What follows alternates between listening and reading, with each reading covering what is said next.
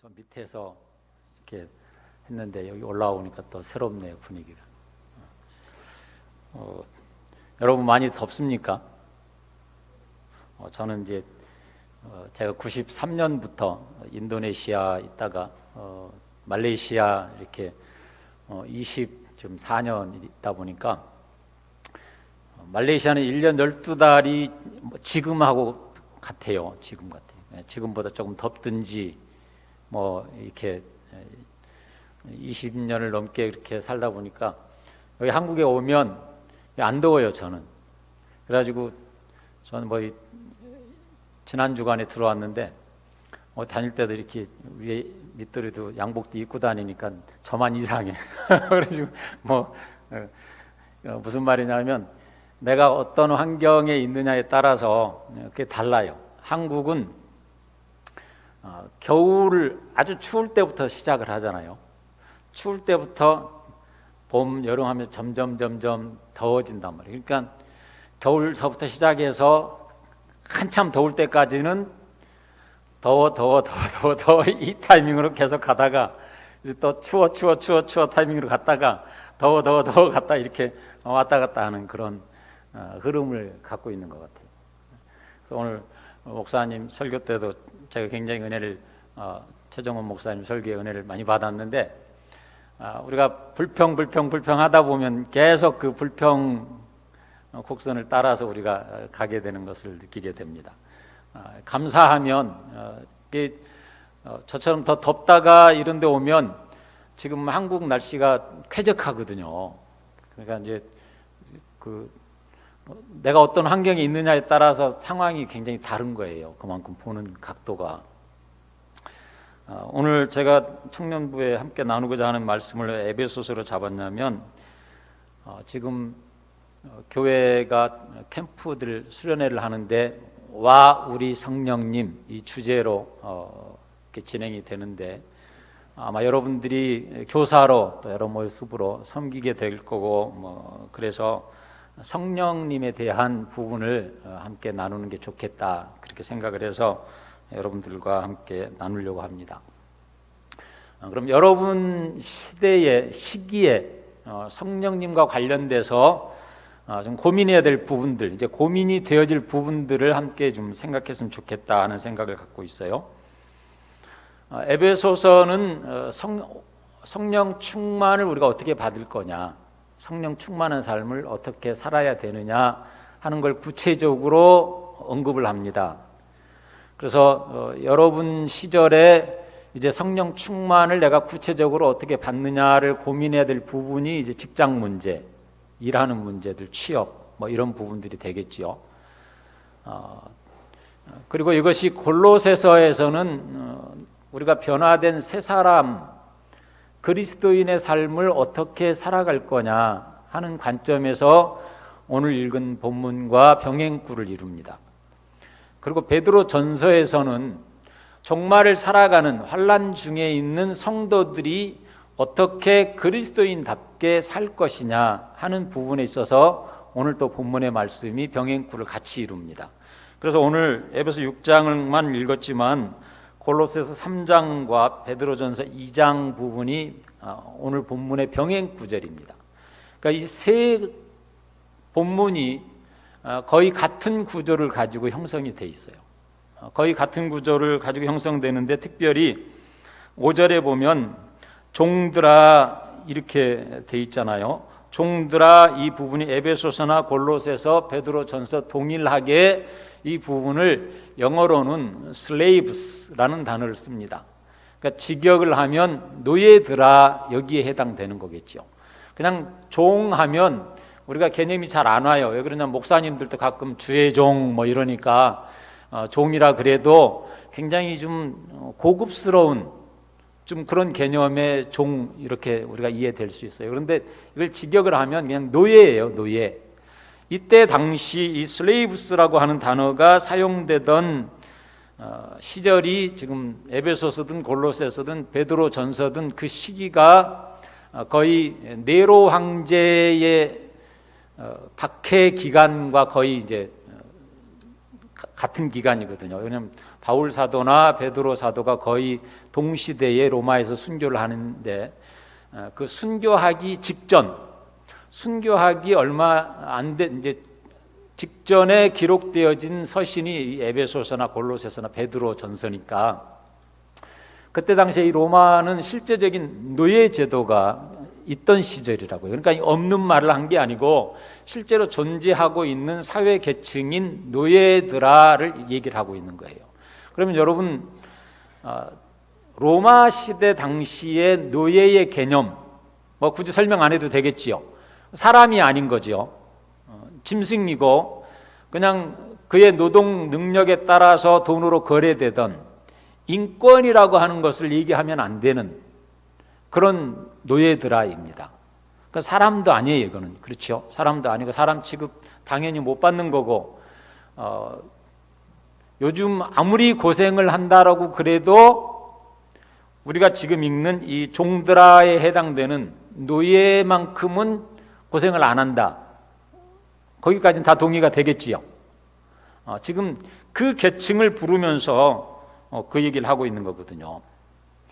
성령 충만하라, 성령 충만해야 된다라고 하는 부분을 얘기하면서 바울 사도는 또 베드로는 그리스도인답게 살아야 되는 걸 얘기하면서 좋은 계층만을 얘기하는 게 아닙니다.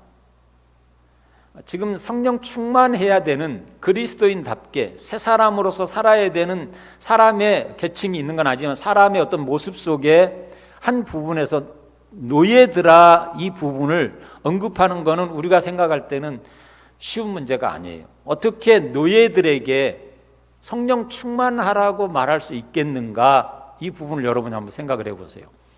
그럼 한번 질문을 한번 제가 해볼게요. 여러분, 노예들이 로마 시대 당시의 노예, 지금은 우리가 찾아볼 수도 없는 이 노예들이 성령 충만한 삶을 살 수 있습니까? 없습니까?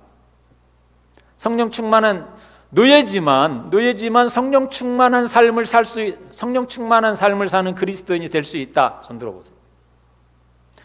아닙니다. 노예이기 때문에 어떻게 노예가 성령 충만한 삶이 가능하겠느냐? 그럼 말도 안 된다. 손 들어보세요. 여기는 없네 그래도. 여러분, 노예들이 노예의 삶을 실제적으로 살고 있는 사람인데 이 사람들에게 바울 사도는 지금 과감하게 너희가 성령 충만하라는 걸 얘기를 하고 있는 거거든요. 맞습니까?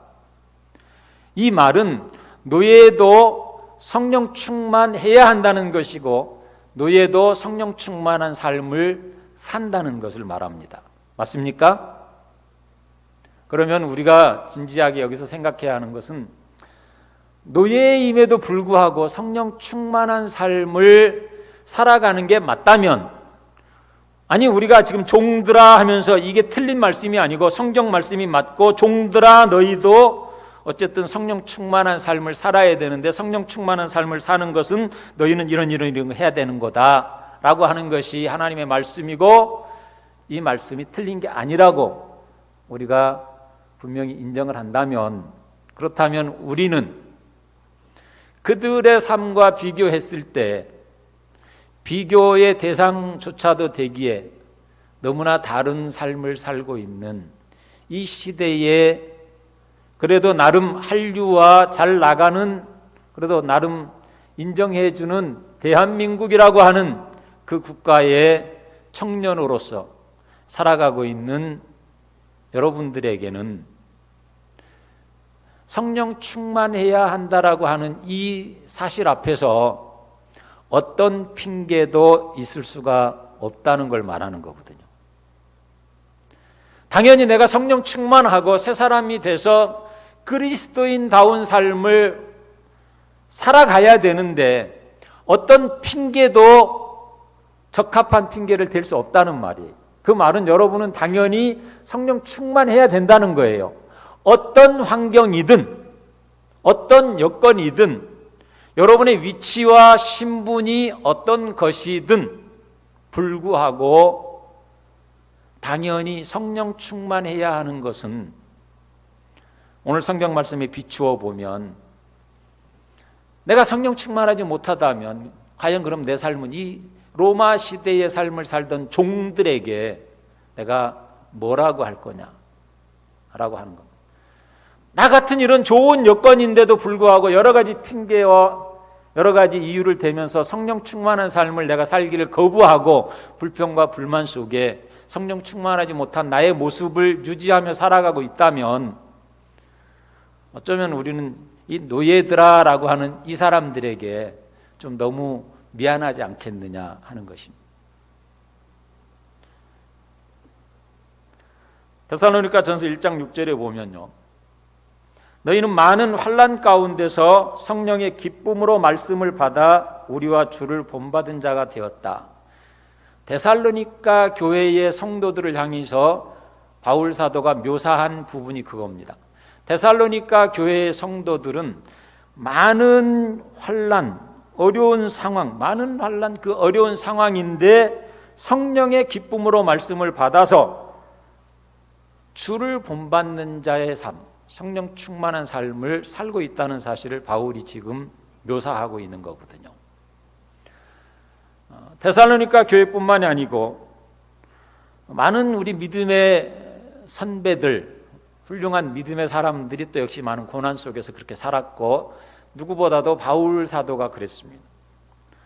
바울 사도는 어떻게 보면 노예보다 조금 더 비참한 것 같은 그런 삶도 경험을 했어요. 왜냐하면 매맞고 감옥에 그러니까 노예보다는 감옥에 갇힌 사람이 조금 더 그것도 실컷 두들겨 맞고 감옥에 갇혀 버려진 몸이 됐다면 아마 더 비참함을 느낄 수 있는 상황일 때에 바울 사도는 그 밤을 어떻게 묘사해 주고 있느냐 하면 밤중에 찬양을 합니다. 밤중에 찬양을 하는 중에 성령의 역사하시는 놀라운 체험을 하는 그 현장을 맞이하게 되는 것을 우리가 보게 됩니다. 바울 사도도 로마 감옥에 있으면서 잡혀 있으면서 또 그 생활을 할 때에 그 시절에는 많은 노예들이 있고 노예의 삶이 너무 싫어서 내가 죽을지언정 나 도망가야 되겠다. 노예가 도망간다는 건 목숨 걸고 도망가는 거겠죠. 목숨 걸고 도망을 로마까지 성공적으로 도망을 와서 생활을 하던 한 사람을 만납니다. 이 사람이 바울 사도하고 교제를 하는 중에 바울 사도가 어쨌든 제자 훈련을 시켰다고 생각을 하고 그가 노예의 신분을 갖고 있었지만은 그가 존귀한 하나님의 작품임을 하나님의 사람임을 깨닫게 되어지고 그도 역시 성령 충만한 성도 그리스도인으로 살아야 된다는 사실을 그가 깨닫게 되어집니다. 그렇게 교제를 하는 중에 바울 사도가 이 사람을 다시 회복의 길로 돌려보냅니다. 그래서 그때의 상황에 이 도망온 노예 오네시모를 향한 그 주인을 향해서 바울 사도가 편지를 써서 보내줍니다. 이 편지를 가지고 가라. 그래서 오네시모에게 손에 들려서 보내준 편지가 빌레몬, 이 노예의 주인인 빌레몬에게 편지를 써서 보내면서 거기에 뭐라고 바울 사도가 언급을 하냐면 전에는 이 사람이 노예였고 도망한 자이기 때문에 당시 로마의 법으로 보면 아무 이유 없이 죽여도 별 탈이 없을 그런 가치 없는 존재이지만 바울 사도는 그가 나의 동역자다 그렇게 묘사를 합니다. 그러면서 선처를 부탁하는 편지를 보내는 게 우리 성경에 들어있는 빌레몬서입니다. 도망한 내가 도저히 죽었으면 죽었지 이렇게는 못 살겠다 해서 도망을 쳤던 그 노예의 삶이 성령 충만한 한 그리스도인으로 변화되어진 삶을 우리 성경은 증언해 주고 있어요. 여러분 요셉은 형제들에게 팔렸습니다. 다른 것도 아니고 형제들에게 팔려서 다른 나라의 노예로 그때는 로마 시절보다는 더 비참한 자기 나라도 아니고 다른 나라에 가서 노예로 가서 살았다라고 하면 충분히 망가진 삶 그에게 어떤 이유로라도 왜 너는 성령 충만한 그리스도인으로 살지 못했느냐라고 누구도 손가락질하거나 비난하지 않을 것 같은데 이 사람이 애굽에 가서 이집트에서 그가 성령 충만한 그리스도인의 삶을 살았습니다. 맞지요? 다니엘을 비롯한 많은 사람들은 아예 나라가 망했습니다. 바빌로니아에 의해서 나라가 아예 망하고 포로로 잡혀가서 그곳에서 생활을 하는 중에 그가 성령 충만한 하나님의 사람으로 살았습니다. 우리가 이런 사실들을 볼 때에 오늘 이 시대를 살아가는 우리가 내가 어떤 이유로라도 내가 성령 충만하지 못한 삶을 지금 살고 있는 어떤 것에 대해서도 합당한 이유를 댈 수는 없겠다. 그 말은 다시 역으로 하면 나는 지금 반드시 성령 충만한 삶을 살아야만 마땅하다, 그 말이거든요. 그렇죠?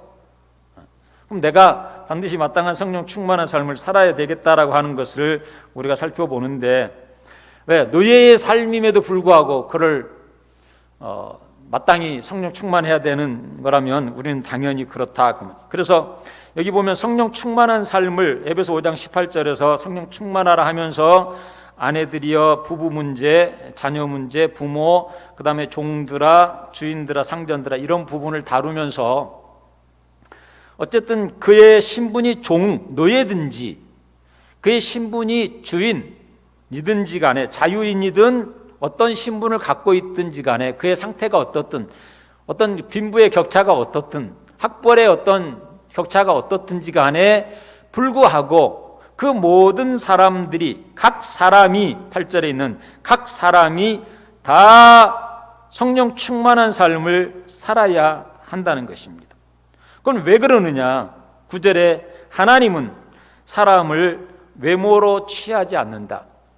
하나님은 그의 직업의 상태, 그의 신분의 외모적인 나타나는 어떤 빈부 격차, 민족적인 차이라든지 어떤 차이를 가지고 분별하시는 게 아니기 때문에 하나님에게는 모두가 다 동일한 존재이고 동일한 가치이고 동일하게 성령 충만해야 한다는 사실을 지금 얘기해 주고 있는 거거든요.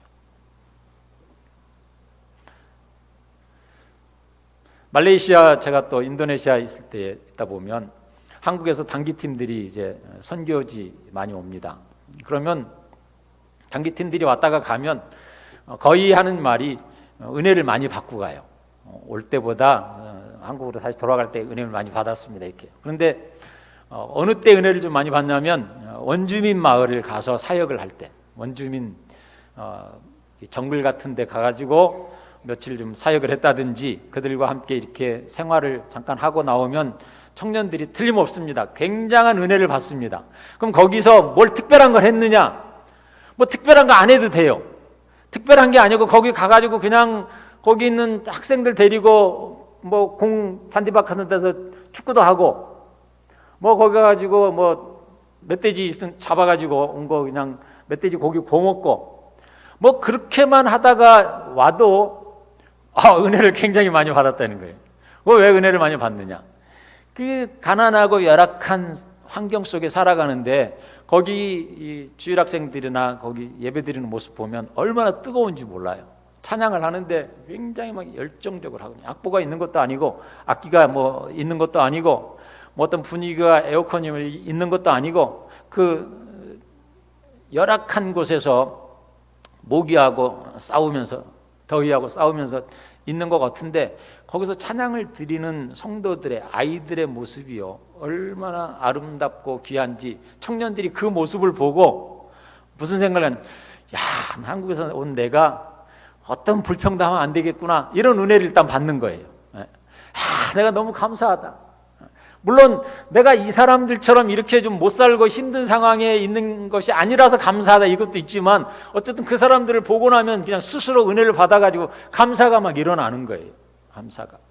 그래서 사실은 여러분들이 좀 감사가 좀 없어지고 좀 불평이 많아지고 성령 충만이 잘 안 되는 것 같을 때 여러분이 회복할 수 있는 아주 좋은 길은 사실은 여러분이 가서 봉사하는 거거든요. 선교지 가는 것도 있지만 가까운 데 많이 있어요. 이 정신지체아들 그런 데 가가지고, 아니면 양로원이라든지 이런 데 가가지고 여러분이 봉사활동을 며칠만 하고 와도 그냥 그 뒤부터는 불평불만이 싹 사라지는 거거든요. 그렇죠?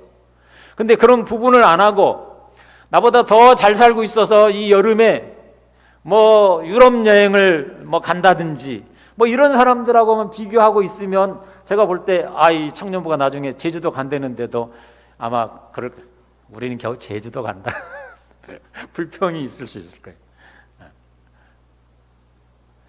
여러분, 우리가 환경에 따라서 내가 어떻게 하느냐에 있어서 성령 충만해야 한다는 이 중요한 부분들에 대해서 우리의 삶을 다시 한번 우리가 점검해 볼 수 있길 원합니다. 혹시 이제 학생들을 여러분이 우리 성령님 이 부분을 섬겨야 된다면 내가 성령 충만하지 못한 채 그들을 교사로 섬긴다는 건 더 어려운 거니까 오늘 우리가 좀 진지하게 생각을 했으면 좋겠어요. 아브라함 카이퍼라고 하는 신학자고 정치학자가 있습니다. 이 사람은 한 나라의 총리를 하면서 나라도 통치했던 신학자입니다. 이 사람은 뭐라고 얘기했냐면 사람이 어디에 서 있든지 무엇을 하든지 간에 어떤 일에 전념하든지, 그러니까 어떤 상황에 어디에 어떤 모습으로 있든지 간에 어떤 따질 거 없이 언제나 그는 하나님의 면전에 서 있어야 된다라는 말을 했습니다. 여러분의 신분이 뭐든, 여러분의 상황이 어떻든, 어디에 있든지 불구하고 언제나 여러분은 하나님의 면전에 코람데오라고 하는 하나님의 면전에서의 삶을 살아야 한다라고 그렇게 했어요. 그것은 하나님의 말씀에, 하나님의 인도하심에 철저히 순종하고 하나님의 영광을 추구하는 것을 목표로 하는 삶을 살아야 한다, 그 말이. 제가 좋아하는 예화에 그런 부분이 있어요. 땀을 뻘뻘 흘리면서 건물을 짓는 공사 현장에서 일을 열심히 하고 있는 사람들이 있습니다. 그 사람들 중에 한 사람에게 물었습니다.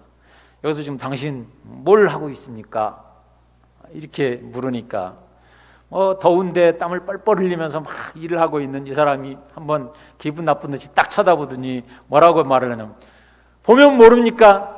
내가 이 짓이라도 해야지 먹고 살기 때문에 입에 풀칠이라도 하려고 이거 하고 있는 거지 좋아서 하는 줄 아시오? 뭐 이렇게 말할 수 있는 첫 부류의 사람이 있습니다. 동일한 공사 현장에 동일한 모습을 가지고 일하고 있는데 또 다른 사람에게 묻습니다. 왜 이러고 계십니까? 이거요, 이건 제가 좋아서 하는 거예요. 제가 원래 이 건축 이런 거를 좀 취미생활이고 좋아서 하거든요. 그래서 제가 시간 날 때마다 와서 그냥 합니다. 자기가 좋아하는 일을 할 수 있는 사람입니다. 또 한 사람에게 묻습니다. 지금 뭘 하고 계십니까?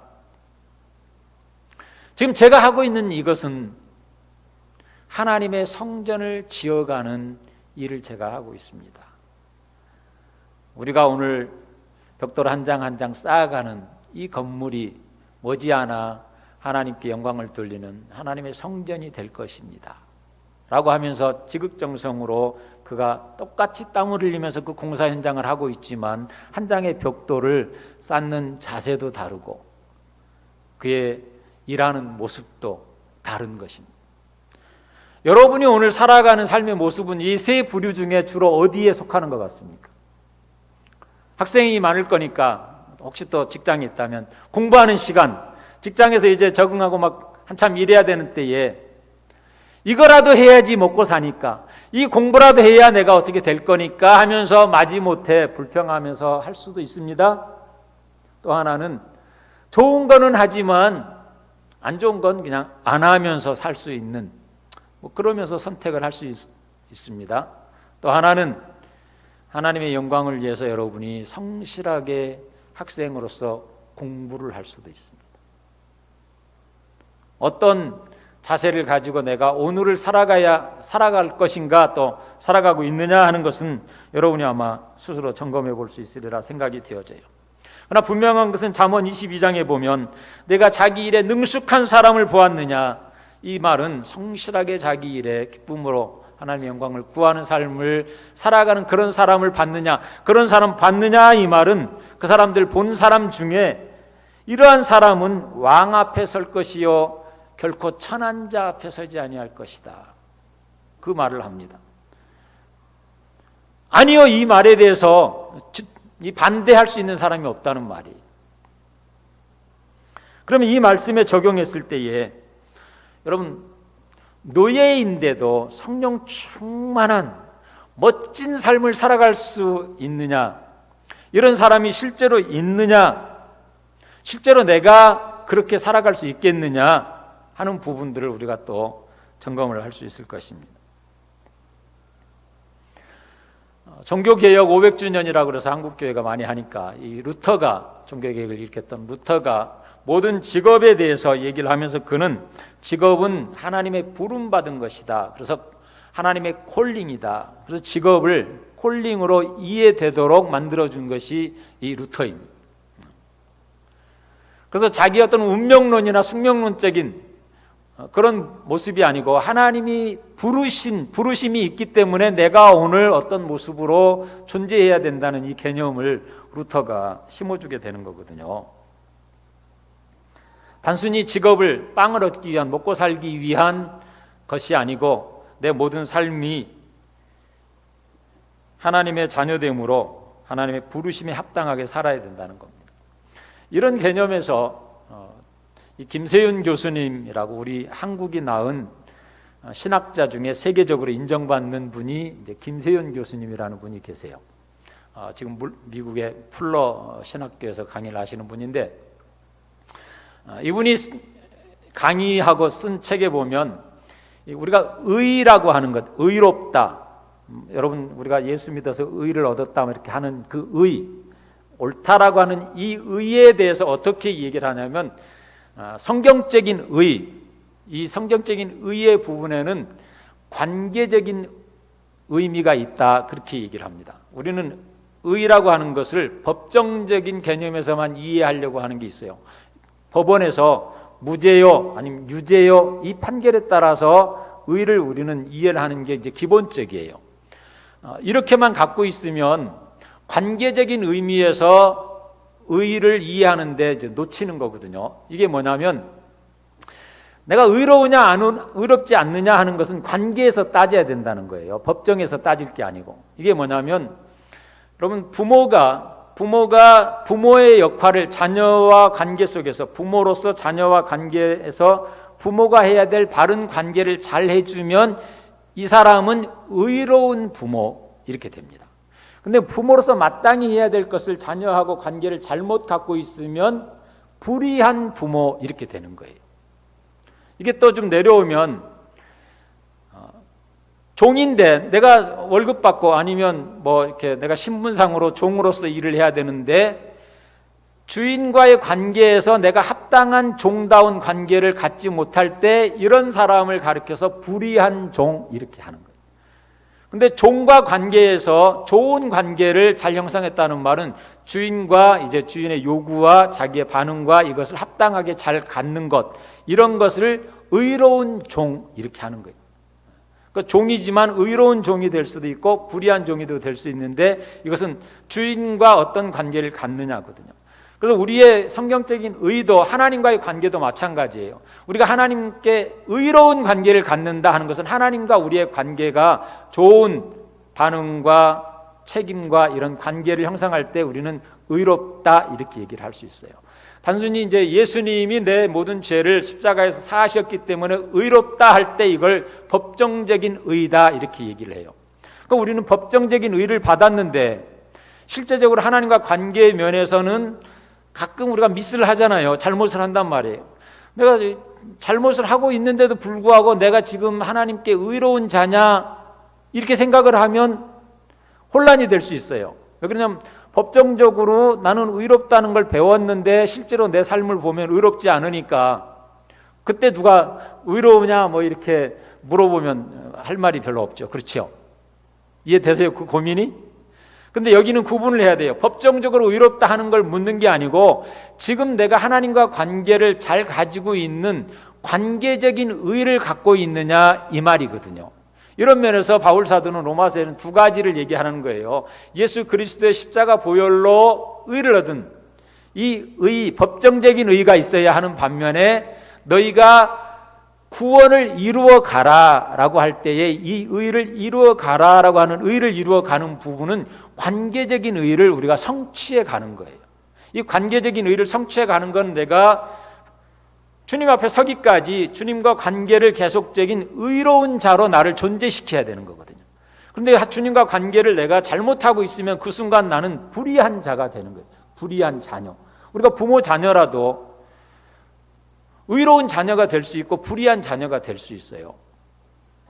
탕자가 되는 순간도 있지만 돌아와서 또 효자가 될 수도 있는 것처럼 동일하게 우리가 그런 개념을 갖고 있다 그 말이에요. 그러면 여러분의 직장 문제, 일하는 부분에 있어서도 동일하게 여러분이 직업을 그렇게 이해를 해야 된다 하는 것입니다. 우리가 단순히 너무 어떤 신분상에 끝에 사자가 붙어야 출세한 거다 이런 개념들이 우리나라에는 굉장히 강하잖아요. 다른 나라 대비해서 우리나라는 신분, 이 외적인 부분이 이 유교적인 영향을 가진 데다 또 외적인 부분을 강조하는 이런 양반 문화적인 어떤 그 체면 문화가 우리나라에는 굉장히 강해요. 이 체면 문화 속에 여러분도 많은 부분에 갇혀 있고 영향을 받기 때문에 내 어떤 신분 상태라든지 이런 거에 따라서 굉장히 내가 하나님과 관계까지도 영향을 미친다고요. 무슨 말이냐면 하나님이 나에게 은혜를 주셔서 내가 좋은 대학도 가고 좋은 직장도 가고 좋은 상태의 외모적인 외적인 부분이 형성이 될 때는 내가 하나님과 좋은 관계를 유지하려고 당연히 그래야 된다고 생각을 하고 그때는 그렇게 하는 거다 이 컨셉을 가져요. 그러나 대학에 실패하고 직장도 잘 안 되고 지금 먹고 살기도 힘들고 결혼도 못하고 있고 이런 상황이다라고 하는 이 컨셉에서는 성령 충만은 건드리지 마라. 이 컨셉에 스스로 쉽게 빠져들어요. 이게 우리 한국 사회가 갖고 있는 하나의 부족한 부분입니다.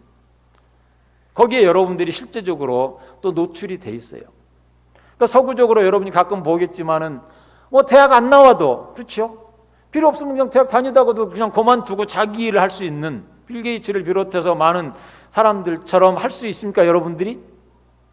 우리가 그런 용기를 못 갖는 건 우리의 환경이 잘 안 되니까 못 갖는단 말이에요. 그렇다라고 하면 우리의 환경이 그렇다는 걸 인정을 한다라고 하면 우리가 새롭게 우리의 모습을 정리를 해야 됩니다. 지금 바울 사도는요, 이 슬레이브스를 얘기하면서 노예들아 하면 우리 한국 상황 같으면 노예들아 하면 그 뒤에 바울 사도는 성령 충만하기 위해서 아마 노조를 만들어라, 파업을 해라, 너희도 인간인데 그렇게 할 수 있냐, 도망을 쳐라, 이렇게 얘기가 될 것 같은데 지금 성경은 그렇게 서술이 되질 않아요. 여러분 환경이 안 좋으니까, 여러분은 약자니까 그냥 하고 싶은 대로 해도 된다, 이렇게 성경은 절대 말하질 않아요. 진정한 성령 충만한 그리스도인의 삶의 모습은 내가 어떤 모습이든 어디에 있든 어떤 환경이든 내가 하나님의 존전에서 사는 것이다. 내가 어떤 상황이든 어디든 어떤 모습에 있든지 성령 충만해야 되는 것은 당연하다. 노예임에도 불구하고 그렇지언정 오늘 내가 그렇지 못한다는 것은 말이 안 된다. 이런 개념을 성경이 지금 말씀하고 있는 겁니다.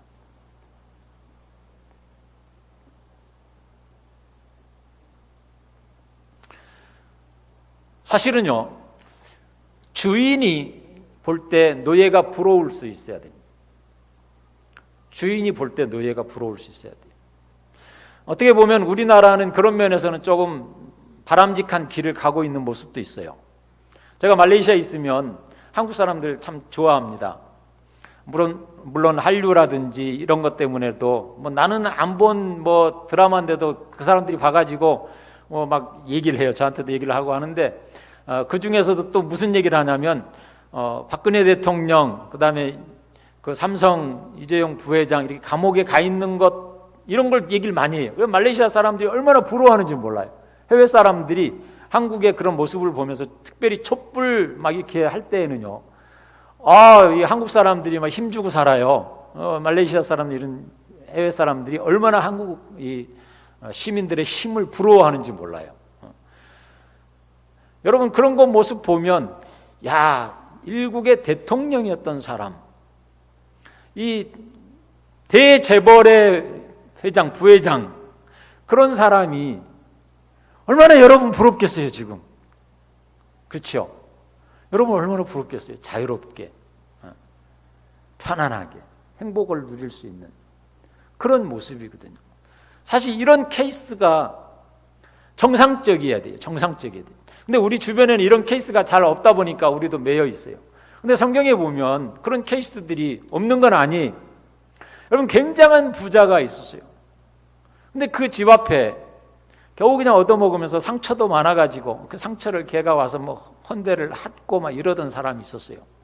그런데 이 그 굉장한 부자가 이 가난뱅이 거지를 너무너무 부러워하는 거예요. 우리는 그걸 부자와 거지 나사로 뭐 이렇게 뭐 스토리를 얘기를 해요. 이게 성경적인 실상의 스토리거든요. 엄청난 부자가 이 초라한 거지를 얼마나 부럽게 바라봅니까? 성령 충만한 거지의 모습이겠죠.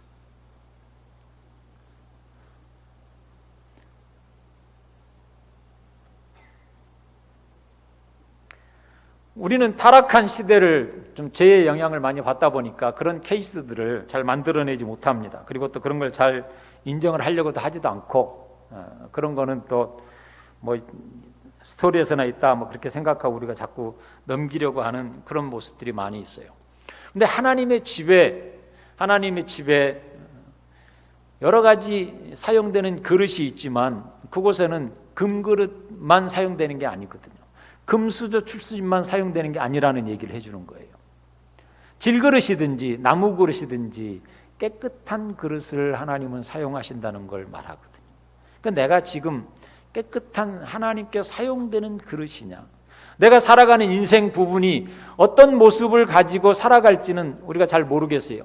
여러분이 금그릇의 모습을 가지고 살아가면서 인생을, 이 땅에서의 삶을 살지, 아니면 질그릇의 모습을 가지고 이 땅의 삶을 살지, 그건 하나님이 여러분의 부르심에 따라서 이제 이 콜링에 따라서 살아가게 될 터인데, 그 부분에서 내 안에 하나님의 영광이 담길 수 있는, 사용될 수 있는 그릇이냐에 하나님은 관점을 두시지, 이 출신이 그의 어떤 외모적인 것이 금그릇이냐 질그릇이냐 나무 그릇이냐를 가지고 판단하시는 분이 아니시다, 그 말이에요. 믿습니까? 이게 분명하다라고 하면 지금 내가 나의 외적인 부분들을 가지고 자꾸 하나님께 타협하고 거부하고 그렇게 해서는 안 되겠다는 것이거든요. 우리가 즐겨하는 찬양 중에 손 들고 주를 바랄 때 하면서 하는 찬양 있지요. 성령이여 임하소서. 이 손 들고 주를 바랄 때 성령이여 임하소서라고 하는 찬양을 여러분이 찬양을 할 때 손 들고 주를 바란다는 이미지가 어떤 것입니까? 아마 우리가 일반적으로 생각하면 손 들고 주를 바랄 때 성령이여 임하소서, 성령이 어느 때 임하냐면 내가 손을 들고 찬양을 하고 있을 때 성령이 임하신다, 이 단순한 이미지가 여러분에게 떠오를 수도 있습니다. 그런데 그런 이미지를 말하는 건 아닙니다. 물론 작사자의 어떤 의견을 제가 들은 건 아니지만 그 부분을 우리가 좀 더 이해를 한다면 손 들고 주를 바란다는 것은 여러분의 삶의 현장이 어디든 여러분의 상황이 어떻든 손을 들었다는 것은 항복한 거거든요. 항복한 거예요. 기브업을 한 거예요. 내 힘이 아니고 내가 내 모든 의지와 내 모든 계획과 나의 힘을 내려놓고 오직 주님만 바랍니다 라고 하는 그 순간에 성령님이여 나에게 임하셔서 그걸 찬양을 하는 것. 그리고 성령은 실제로 그렇거든요. 여러분이 손 들고 주를 바랄, 그러니까 내가 지금 손 들었습니다. 요즘 또 손도 잘 안 들어, 말로만 손 들고 했지. 그 좀 재밌는 건 손 들고 주를 바랄 때 할 때 내 손은 다 그냥 여기 밑에 있는데 그래도 입술은 손 들고 하거든요. 우리가 얼마나 계리를 갖고 있습니까? 뭐 그나마 그래도 그렇다 치는데 어쨌든 손 들고 그럼 내가 했으면, 은혜를 사모하는 집회에 손 들고 정말 했으면 성령이 그때 임할 거냐? 그건 아니잖아요. 그렇죠? 여러분의 삶의 현장에서 너무 힘들어서 여러분이 웬만하면 여러분 항복하겠어요? 안 하지. 조금만 먹고 살 거 있고, 조금만 뭐 바랄 거 있고, 조금만 뭐 기회가 있으면 안 하겠죠. 버팅기겠지요. 버팅길 만큼 젊음도 있는데, 그러나 여러분이 언제 손을 들 수 있을까요?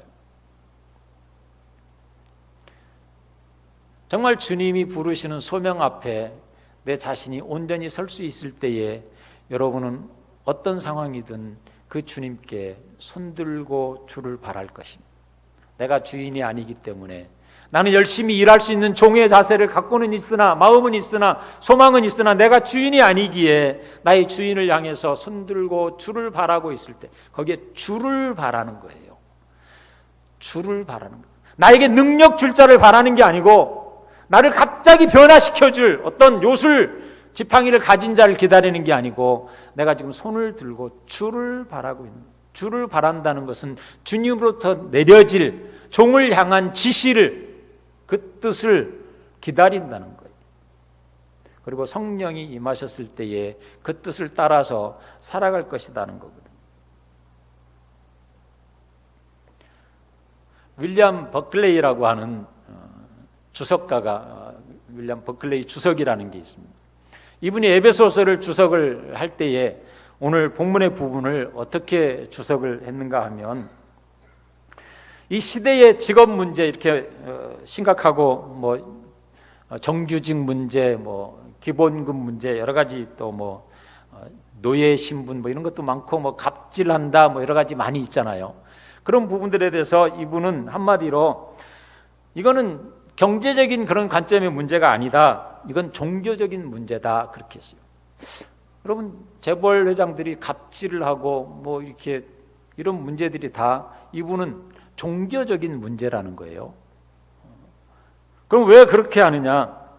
여러분, 이걸 경제적인 문제로 가지고 보는 사람은 뭐 기본급을 올려준다, 월급을 올려준다, 뭐 어떤 노동 조건을 개선을 해준다, 뭐 이런 것을 가지고 오늘 우리가 일해야 되는 환경을 변화시켜야 된다라고 생각하는 게 노동 환경의 어떤 문제들이거든요. 그러나 윌리엄 버클레이는 그건 관점이 잘못됐다는 거예요. 이분은 그럼 왜 그렇게 얘기를 하냐 하면, 만약에 노동 환경, 좋은, 하나님 보시기에 좋은 노동자를, 일하는 일꾼을 만드는 것이 어떤 협박이나 법률적인 거나 어떤 월급을 올려준다든가 이런 환경을 가지고 얘기하는 거라고 하면 이거는 기본적으로 이미 잘못됐다는 것입니다. 좋은 노동자, 좋은 노동 환경이라고 하는 것은 내가 어떤 신분을 갖고 있든지, 이 사람이 어떤 직급을 가지고 어떤 일을 하고 있든지 간에 이 사람이 지금 하나님을 위해서 일하도록 돼 있느냐라고 하는 데 관점을 두어야 된다는 거예요. 다시 좀 설명을 하면, 우리가 좋은 노동 환경을, 성령 충만한 일터를 만들어야 되기 때문에 그래요. 여러분, 우리가 일하는 일터하고 학교하고는 성령 충만하고는 상관이 있습니까, 없습니까? 상관이 있다 손 들어보세요. 아니면 상관이 없다 손 들어보세요. 당연히 상관이 있어야 되는 거죠. 그렇죠? 일터가 성령 충만 안 하면 여러분 인생에 성령 충만은 없는 거예요. 공부하는 시간에 성령 충만 없으면 여러분 인생은 성령 충만은 없는 거예요. 주일만 성령 충만, 여러분이 기도할 때만 성령 충만할 수는 있지만 그건 성령 충만이 아니고 부분적인 능력이에요. 이 구분은 이제 나중에 뭐 기회 되면 하겠고, 어쨌든 성령 충만한 삶을 살기 위해서는 우리 직업 환경이, 여러분이 살아가야 될, 앞으로 일해야 될 터전이 성령 충만할 수 있게 여러분이 만들어야 된다는 거거든요. 그렇게 만들려고 하면 지금 노동 환경에 따라서 여러분이 그냥 끌려가서는 될 게 아니고 변화시켜야 된다는 걸 얘기하는 거예요. 어떻게 변화시키냐면, 여러분이 혹시 사장님으로 있든, 여러분이 혹시 부장이 되든, 여러분이 아니면 말단 직원이 됐든, 어떤 직업의 어떤 부분에 있든지 간에 그 모든 사람들이 외적인 모습으로, 직급으로 어떤 사람을 판단하고 어떻게 하는 관점이 아니라, 이 모든 사람이 다 동일하게 하나님의 부르심 앞에 서서 하나님의 뜻을 이루어가는, 하나님을 기쁘시게 하는 자로서의 삶을 가질 수 있는 우리의 일하는 터전이 될 때에, 그때가 바로 바른 이 오늘 에베소서에 말씀하는 성령 충만한 우리 삶의 현장이라는 것입니다. 이 현장을 만들어 가도록 좋은 모델을 주신 게 성전이에요. 성전 중에 에스겔 성전이에요. 광야 성막이든지 솔로몬 성전은 하나님이 주신 양식대로 실제로 지어졌어요.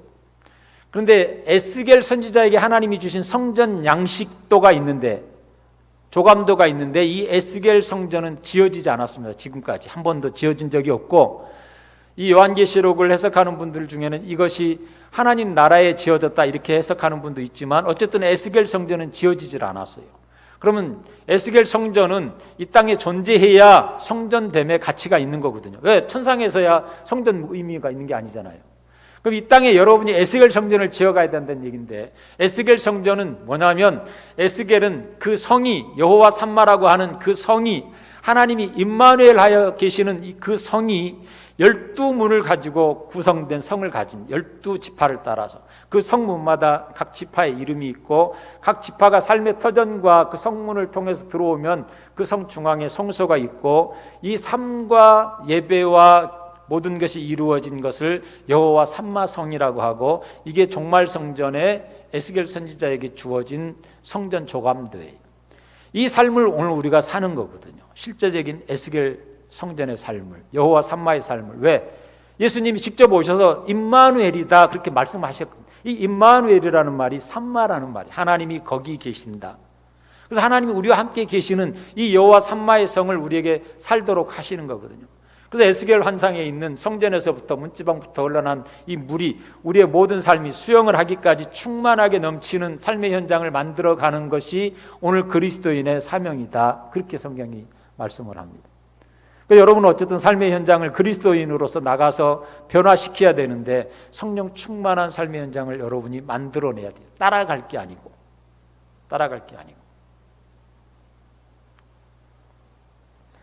그러한 진정한 개혁이 우리나라에 일어날 수 있을 때에 500년 만에 우리가 다시 종교개혁 500년을 부르짖고 있듯이, 여러분이 루터처럼 아마 그렇게 할 수 있다면, 바라기는 500년 안 걸리고 좀 안 걸려서 우리나라에도 그런 개혁이 이루어졌다고 좀 해야 될 거 아닙니까? 그렇죠?